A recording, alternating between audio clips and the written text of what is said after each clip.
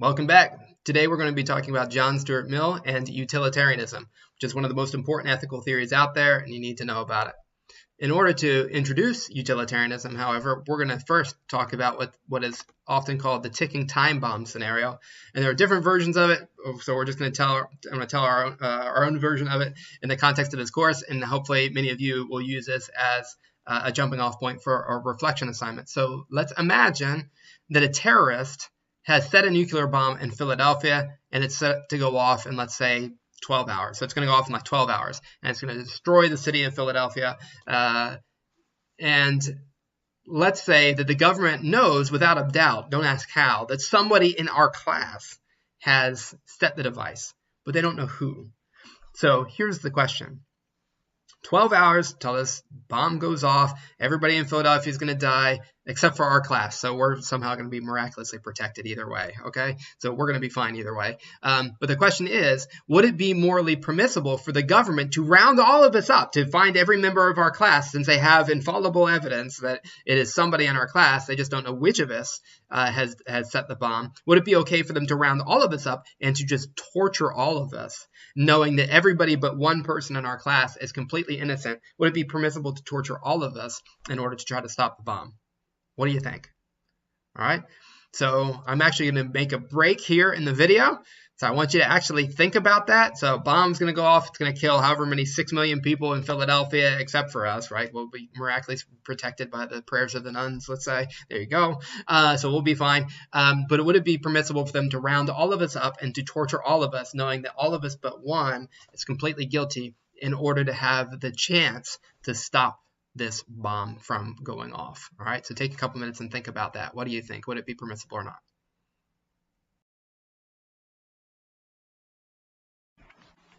So I hope you all actually took a couple minutes to think about that. So I'm curious what you think. Do you think that it would be morally permissible for the government to round us all up and to torture all of us, even though all but one of us is completely innocent? So if you're thinking about this question in terms of A, the potential consequences of torturing people or not torturing people, and B, the number of people that might suffer or be saved by being tortured, then you're already thinking like a utilitarian. Yeah, utilitarians are all about cost-benefit analysis. That's what they do. They try to figure out what the cost of an action will be and what the benefits of an action might be, and they try to maximize the benefits while decreasing the costs as much as possible. That's what they do, right? So that's if that's how you're thinking about it. If you're thinking like, oh yeah, I think it would be okay to torture people because it's like whatever. There's like 20 of us and there's like 6 million people, so it would be okay for 20 people to suffer if it saves the lives of 6 million people. You're already thinking like a utilitarian. So what is utilitarianism?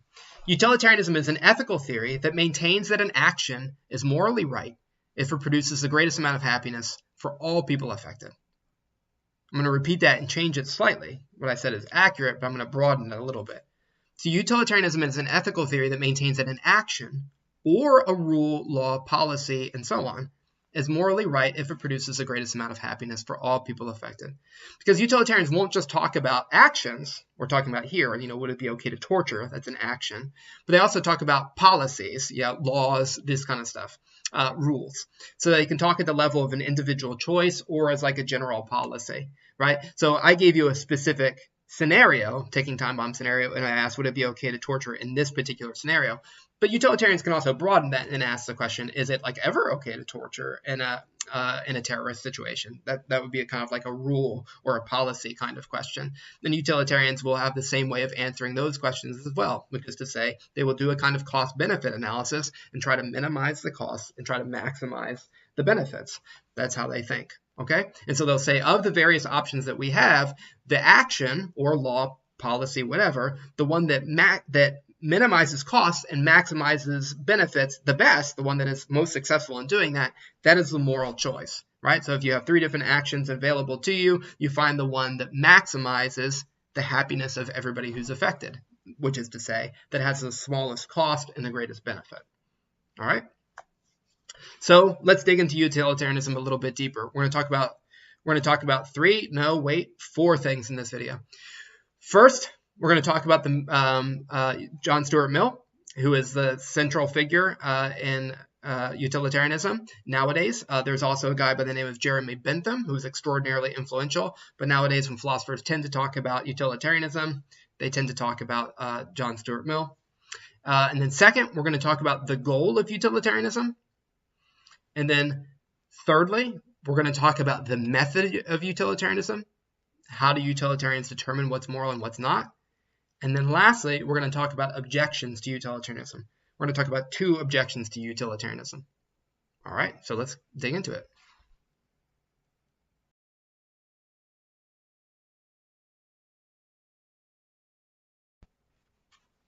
Well, we're going to skip Jeremy Bentham, and we're just going to focus on John Stuart Mill. I know a lot of people would be upset by that. There's some philosophers out there who are like diehard Jeremy Bentham fans. He's an interesting character. You can actually still see him. I mean, he lived back in the 17 and 1800s, but you can actually go see him because he donated his body to science, and he is now stuffed in a museum in England. I am not even joking. I'm like tempted to put the picture up in the video. I won't do that because it is a straight up nightmare fuel. They turned him into a body, what is it called? A body icon, something icon, auto icon. That's what it is, an auto icon.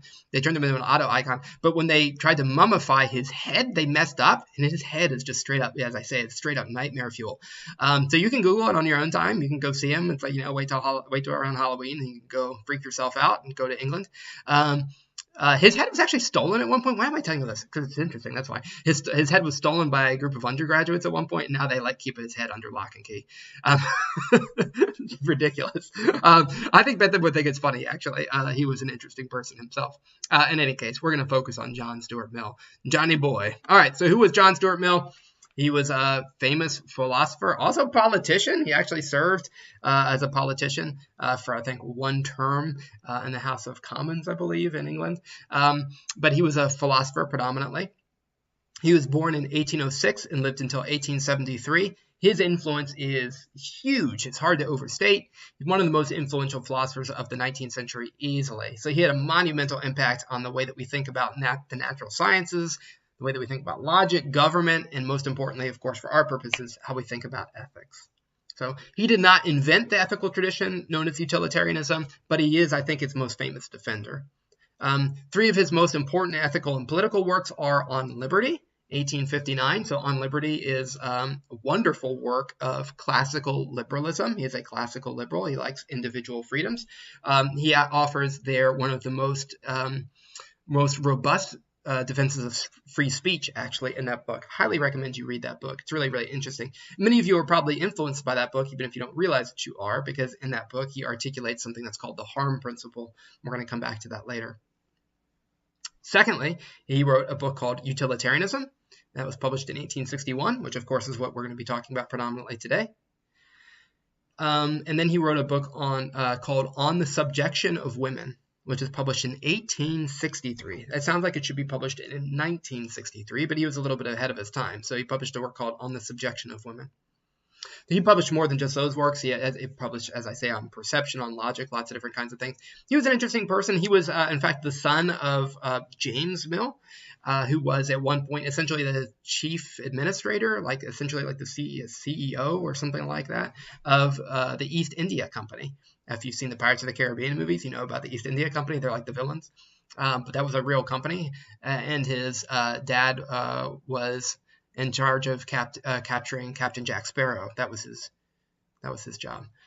He was essentially like the CEO or chief administrator of the East India Company. So he had resources available to him. James did, and so when he raised his son, John Stuart Mill, he tried to give him the best that he had in terms of an education. Raised him as a utilitarian, as a disciple of Jeremy Bentham. John Stuart Mill was extraordinarily intelligent. So he was something like this. Don't quote me on the dates, but something like by the time that he was 3 or 4, he was already starting to learn Greek. By the time that he was 8, he was already reading Roman and Greek classics in their original language. By the time that he's a teen, he's doing stuff graduate level mathematics. He was just an extraordinary prodigy in terms of his intelligence. Again, don't quote me quite on the details, but something like that. And he wrote an autobiography. He was just an extraordinary prodigy as a child. And so growing up, he was just doing just unbelievable, unparalleled levels of work, way ahead of when he should have been doing this kind of stuff. And then, as you might expect, when he is, I believe, around the age of 20, he suffers a mental breakdown. So he said his father educated his mind, but never really educated his emotions, is what he said. As one philosopher in Shapiro describes John Stuart Mill and says he was a miserable, brilliant nerd. I'm like, yes, that's exactly right. He was a miserable, brilliant nerd. So he was always kind of like a tortured soul, and you always wonder this is maybe true of just like geniuses in general, but I think he felt kind of isolated and alienated from everybody else. That's kind of my impression of him. So there was one person who he felt like was at his level and who he understood, a woman by the name of Harriet Taylor. He met her. She's an older woman and was married when they met. Sketchy, sketchy. And they formed a kind of close friendship. And then after her husband died, under mysterious circumstances. No, I'm just kidding. That's not true. After her husband died, I think 2 years later, Mill married Harriet Taylor. So she was a mind equal to his own, and that's how he felt. And she was responsible for editing a lot of his works. And in fact, I believe it's Utilitarianism. One of those works, he says that it was right after she had passed away, and he said that the work, lacked the polish and luster that she would have been able to give it by reading it and having conversations with him about the content. So in any case, there's John Stuart Mill. So now we're going to turn and talk a little bit about the goal of utilitarianism and the methods of utilitarianism, and then move on to objections.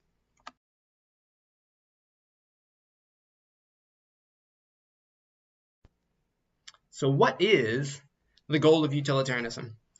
I want to say that there is a sense in which the goal of utilitarianism is to invent a science of ethics. First of all, I love that phrase, there's a sense in which. It doesn't matter what you say afterwards, it always sounds like really profound, because people like connect the dots and they're like, oh yes, of course.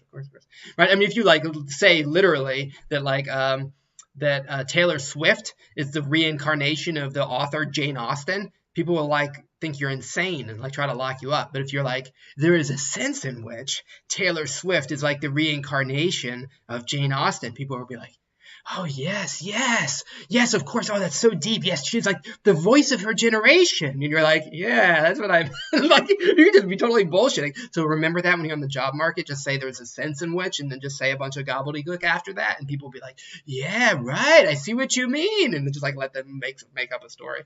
It's great. Anyway, okay, so there's a sense in which now you're like, great, now I know that you're bullshitting. Anyway, there's a sense in which the goal of utilitarianism is to invent a science of ethics. I think this is actually pretty straightforwardly true.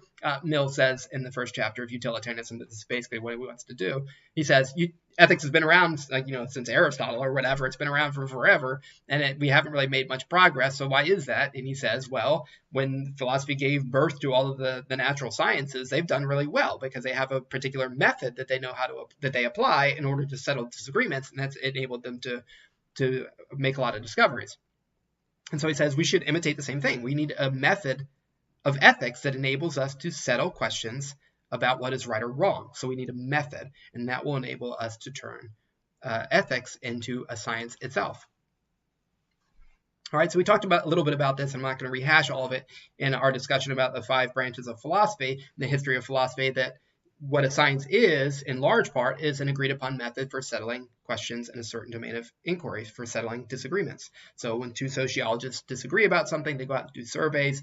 When 2 chemists disagree with one another, they blow stuff up. What do? They get into the lab, whatever. They have their own methods. Physicists have their own methods for settling disagreements. And that's part of what you learn when you study a science, is you learn the method. You learn how to settle questions in a certain domain of inquiry. And so Mill is saying we need the same thing. We need to have a method. All right? So he thinks if we have a method for settling questions in a certain domain of inquiry, then we're going to be able to have to settle questions, right, and have develop consensus about what is moral, what is the right way to live, what is the right way to organize society, and that kind of thing. All right? So that's the goal. What about the method? So let's remind ourselves of what utilitarianism is. It is an ethical theory that maintains that an action or rule, law, policy is morally right if it produces the greatest amount of happiness for all people affected. So the method for determining whether an action or rule, law, policy, etc. is morally right is this. When you have a decision to make, you need to think about what all of your options are and then do a cost-benefit analysis on each of these options And that will enable you to determine which produces the greatest amount of happiness for all people affected. That's it, right? So if you have, a question like, should we allow people to own guns in the United States? That's an ethical question. Well, broadly speaking, there's at least 3 different answers to that question, 3 different options that we might take in regards to that question. We could outlaw guns, so nobody has guns. We could give everybody a gun. That is a logical option. Or we could allow just some people to have guns, right? And those are pretty much, logically speaking, those are the only 3 options. Everybody has a gun, nobody has a gun, or some people have a gun. Then what you do is with each of those options, you do a kind of cost-benefit analysis. You try to figure out who would suffer from, let's say, nobody having a gun, and who would benefit from everybody having a gun, right? And how much would they suffer? How much would they benefit? How much pain is being caused by this option? If we actualize this option, how much pain would be caused in society, and how much happiness would be caused in society, right? That's pretty much what it is. Levels of pain and pleasure, levels of happiness, right? And so we go through the different choices, and we would say, well, we almost try to come up with a number, right? That's the idea, is you want to try to come up with a number that you can assign to each of these options. So I always like to talk in terms of happiness units. I just made up that thing. And as everybody knows, 1 happiness unit is equivalent to 1 Wawa hoagie, right? So that's how that's how the units of measurement work with happiness units. Is 1 happiness unit is the amount of happiness. 1 happiness unit is the amount of happiness that you derive from a Wawa hoagie. So the idea is you have these 3 different options. Everybody has a gun, nobody has a gun, some people have a gun, and you will want to assign values to this. You want to figure out who would suffer, who would be made happy by each of these alternatives so you can come up with a number. Okay, so who's affected? How much would they suffer? How much would they experience happiness as a result of each of these options? So let's say that giving everybody a gun is provides 100 happiness units. It makes some people unhappy because there's a lot more gun violence, but it makes gun owners, gun nuts, very, very happy, and maybe some people are able to protect their property or something, so it makes them happy. And so it's a little bit of a benefit, but a modest one. Let's say that the outlawing guns provides some happiness, a little bit more than everybody having a gun. It maybe provides, 1,000 units of happiness, something like that, over the society. And again, I'm just obviously BSing a little bit with these numbers. But, obviously some people are going to be made unhappy by outlawing guns. People who want to hunt, they're going to be made unhappy. People who want to shoot for sport or something like that. At a range, not hunt people for sport. So they're going to be made unhappy. Other people are going to be made happy because, gun violence may go down, this kind of thing. All right. And then let's say maybe having some people have guns is the optimal thing. It provides 5,000 units of happiness. All right. So some people, again, are made happy. Some people are made unhappy. But that's the idea, is you go through your different options. Anytime you have a choice to make, anytime you have a law you're thinking about passing, you think about who is affected, what are our options, who is affected by each of these potential options that we have, and you choose the one that maximizes the happiness for society as a whole. That's the whole idea, right? So in a sense, theoretically, it's very, very clean, right? Practically, it's extremely difficult because it's a really difficult question to figure out, how would it affect society if we outlawed guns versus giving everybody a gun? That's really difficult to figure out. So in order to have utilitarianism work well, you need really good social sciences. It's an empirical question of how happy it would make people or how unhappy it would make people if we outlawed guns. So you'd have to actually go out and study this, right? So you'd have to do surveys, you'd have to do happiness studies. I don't know. You'd have to figure this kind of thing out. And that's extraordinarily difficult to do. And so utilitarians are always in a position where the theory is very, very easy. You just do the thing that would produce the greatest amount of happiness for all people affected. No choice, no option is going to make everybody happy, so somebody is almost invariably going to be made unhappy. But the idea is you try to maximize the amount of happiness that you can cause while minimizing the cost, the unhappiness that is caused, right? So you minimize the unhappiness, you maximize the happiness. That's the idea, okay? So that is essentially utilitarianism in a nutshell. It's really, really clean, as I said, in theory, but it's very, very difficult to figure out in practice.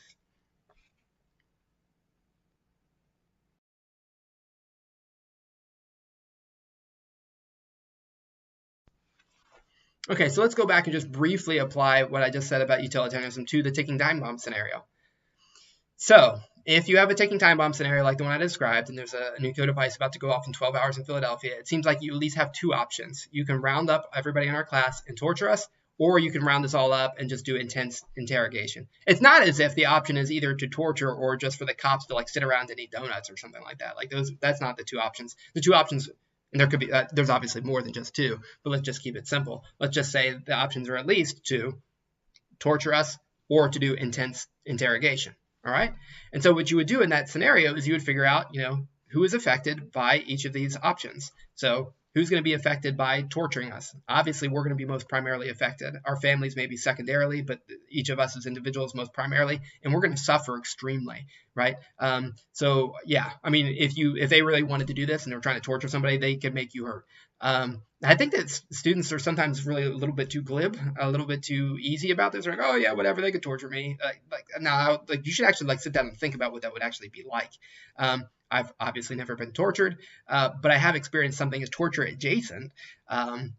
Public school. I don't know why I said that. That's true. But no, I experienced something torture adjacent. I was once, if you're squeamish, I don't know, cover your ears for like 30 seconds. I was sanding wooden stairs at a house that I used to live in.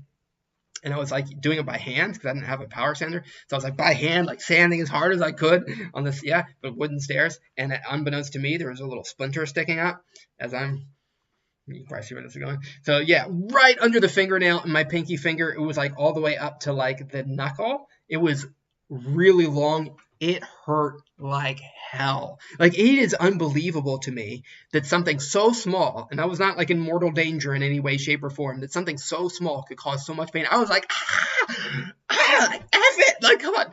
Yeah, I was censoring myself. That's right. Luckily I was able to pull it out with tweezers and it didn't break. Like I don't even want to imagine what that would have happened. Then go to I don't know what they would have had to do in order to get it out. And that hurt a lot. So luckily it pulled out, and oh my gosh.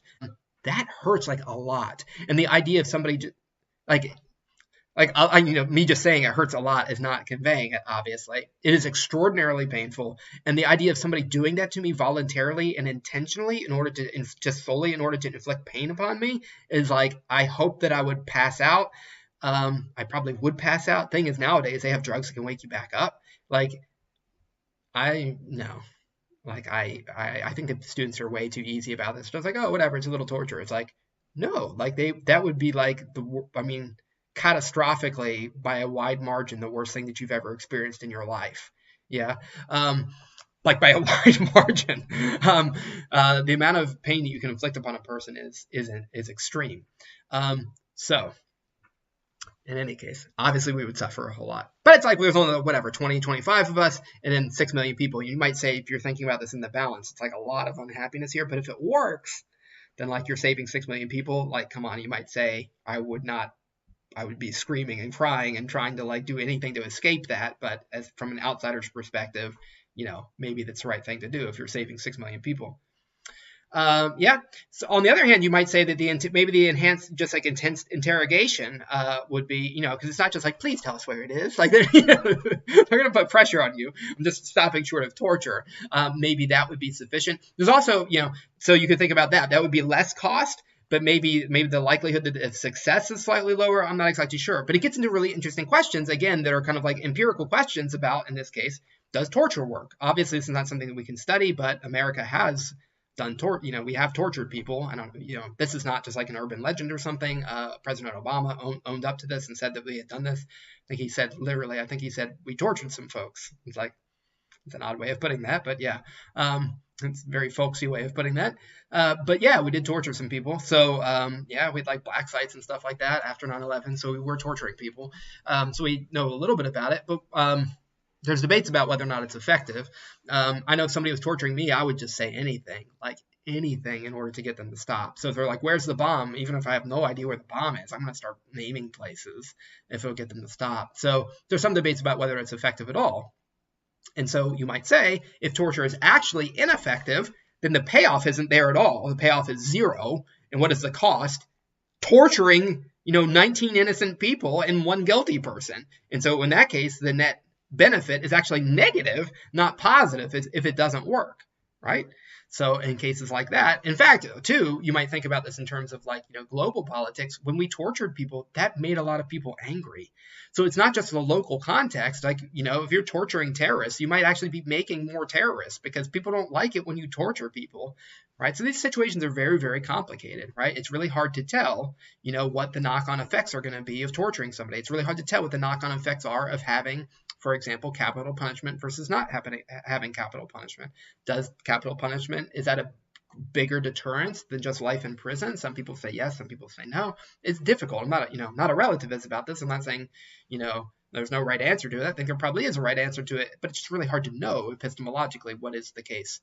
So in any case, this is how you figure things out. You try to plot out what your different options are, and you do a kind of cost-benefit analysis. Who is going to suffer as a result of this potential action? Who is going to benefit as a result of this potential action? Sometimes those things overlap, right? It gets really, really complicated. But the idea is you want to try to maximize the happiness of society as a whole. So when you're thinking in terms of utilitarianism, you are thinking about the consequences. You're not thinking about the morality of the action per se. You're thinking about the consequences of the actions.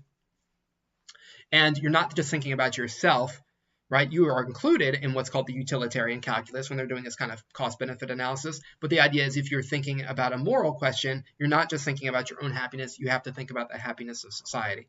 So really what Mill is saying is he is saying, let's take something this is how we make decisions all the time. Like you go home and you're trying to think about what you want to have for lunch. You try to maximize your own happiness. This is what you do. You look in the refrigerator and you're like, well, there's salad, there's steak, there's chicken or whatever. That's quite a spread you got there in your refrigerator. I want to hang out with you. I've got like mustard and some salt or something. I think that's about it. I wonder what I'm having for lunch. Mustard, salt. Anyway, so you have the options in front of you and you try to figure out what would make you happiest, right? And that's how human beings try to make decisions all the time. And so Mill is just saying the difference with ethics is that you don't just think about yourself, but you think about everybody who's going to be affected by the decision. That's pretty much what ethics is. You try to maximize the happiness, not just of yourself, but of everybody who's affected. And that's what ethics is all about. All right. So now we're going to talk about objections to utilitarianism. Here's where the rubber really hits the road.